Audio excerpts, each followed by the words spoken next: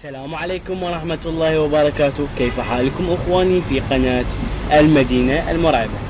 اليوم سنعيد قصة المسؤول العراقي، بيت المسؤول العراقي المسكون الذي أرعب نصف سكان المدينة.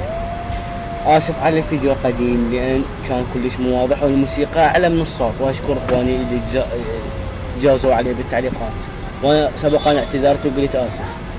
المهم إخواني، صلوا على الحبيب محمد كي نبدأ القصة.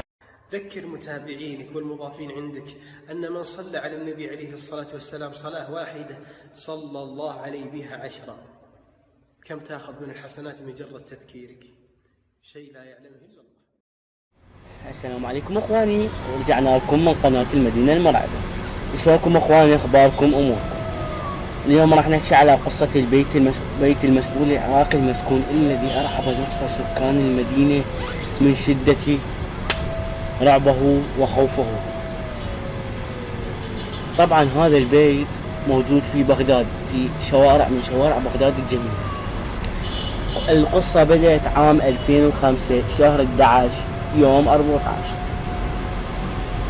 طبعا بهذا اليوم اشترى المسؤول العراقي هذا البيت الكبير الفخم الحلو، بيت كبير كلش وفخم وحلو، اشترى قعد بيه زوجته الثانية. في عام 2007 تعرض هذا المسؤول العراقي لكثير من التهديدات من قبل جهات غير معروفة. قرر هذا المسؤول العراقي السفر خارج العراق خوفا من التهديد.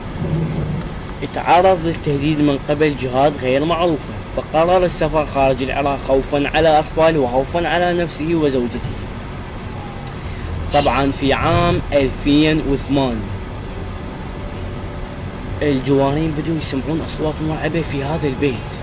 للعلم البيت ما بيه أي شخص، والمسؤول تاركه وتارك كل غراضه ومقفل. يسمعون أصوات مرعبة لصوت امرأة عجوز بالسن، صوت غريب ومرعب بنفس الوقت، مرعب جدا. طبعا حبوا يتأكدوا من البيت بس للأسف ما قدروا، لأن البيت مقفل. ما قدروا يفوتون للبيت لأن البيت مقفل بأقفال كبيرة، فتركوا للبيت وما حد قدر يوصل. في عام 2011 دخل لهذا البيت شاب عراقي من محافظة ميسان. دخل للبيت لكن لم يطلع سالما. اول ما دخل سمعوا صوت غريب. الجوارين طبعا شاهدوا الشاب لما ندخل حذروه، قالوا له دير بالك تدخل ترى البيت ما نعرف شنو بيه. طبعا بهاي الفترة اتكسرت الاقفال مال البيت من قبل اشخاص غير معروفين. دخل هذا الشاب الى البيت ولم يخرج ثاني، والحد ودخلوا الجوارين يتأكدون ما لقوه. خابروا مركز الشرطة ما شافوا. وفي عام 2013 دخل لهذا البيت طفل صغير ما يفهم، البيبان طبعا مفتوح مثل ما قلنا لكم. دخل لهذا البيت سمعوا صوت ضحكة غريبة مال عجوز.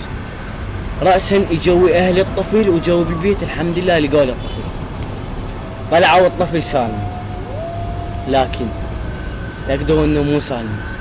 الطفل اتخبر، اصاب بحالة نفسية غريبة جدا، ولحد هذا اليوم الطفل هو مريض كلش وبحالة نفسية. البيت لحد هسه موجود في شوارع بغداد ولم يدخله احد منذ 2011 لحد هسه، لان الخوف كلش كبير عندهم.